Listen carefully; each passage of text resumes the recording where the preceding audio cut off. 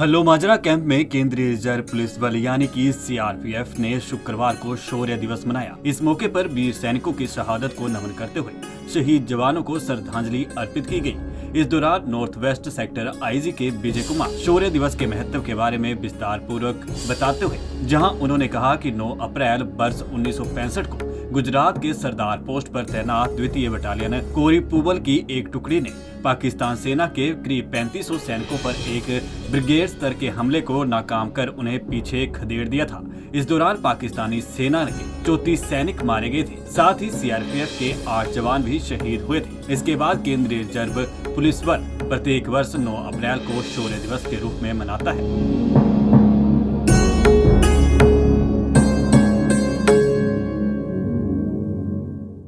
हमारे लिए बहुत ही महत्वपूर्ण दिन है। शौर्य दिवस हम इसको कहते हैं।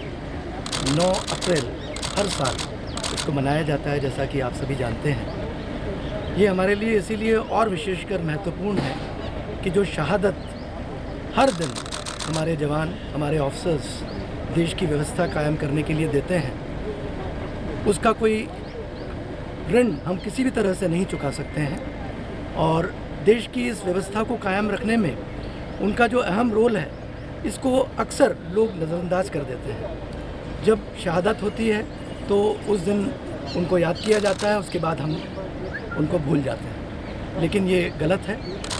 तो उसको और ज़ोर से, अच्छी तरीके से उनके प्रति श्रद्धांजलि अर्पित करना और उनके रोल को हमारी तरफ से उसको सराहना करना, ये हमारा कर्तव्य है। इसीलिए हम इसको मना रहे हैं और ऐसा करने से हमारे बल का मनोबल भी और बढ़ता है और हम और सजगता से और कर्तव्य निष्ठा से अपने ड्यूटी का पालन करते हैं। आज मैं उन सभी परिवारों को जिन्होंने अपने पति को, भाई को, बेटे को इस तरह की एक्टिविटी में खोया है, उन सबको भी हम याद करते हैं और उनके सैक्रिफाइस के लिए उनका भी मैं सहृदय धन्यवाद देता हूँ। सर, अभी हाल ही में जो छत्तीसगढ़ में हमला हुआ, बीजापुर में सीआरपीएफ के जवान शहीद हुए, किस तरह से आप देखते हैं इसको और सीआरपीएफ के जो जवान हैं उनका मनोबल किस तरह से बढ़ाएं? जैसा मैंने पहले भी कहा कि विकट परिस्थितियों में हम लोगों ने काम करना पड़ता है। जो थ्रेट है वो कब कहाँ से आएगी, इसका अंदाज़ा लगाना बड़ा मुश्किल होता है। एक सरप्राइज़ एलिमेंट जिसको बोला जाता है हमारी टैक्टिक्स में, वो अक्सर जो दुश्मन होते हैं, जैसे कि पाक के दुश्मन है या फिर माओवादी जो कि हमारे ही देश में, हमारे इलाके में है, लेकिन उनकी जो आइडियोलॉजी है तो वो घात लगाकर हमला करते हैं।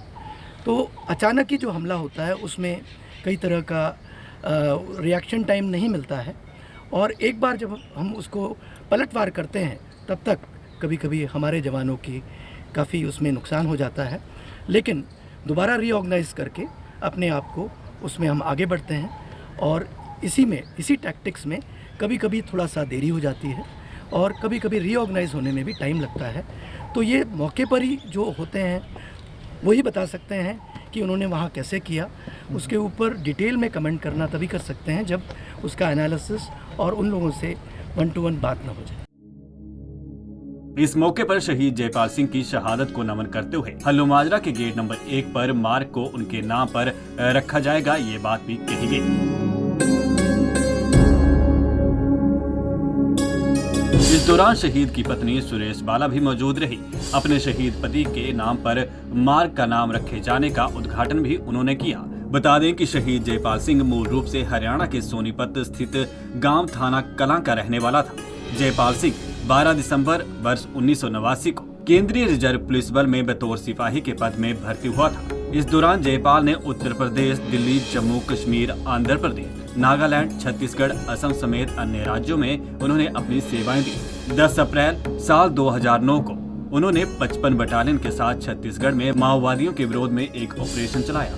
इस दौरान उनका काफी देर तक माओवादियों के साथ संघर्ष हुआ, लेकिन पहले से घात लगाए बैठे माओवादियों ने उनकी टुकड़ी पर हमला कर दिया, जिसमें जयपाल सिंह वीर गति को प्राप्त हो गए। शहीद जयपाल सिंह को मरणोपरांत president police medal for gallantry से सम्मानित किया गया।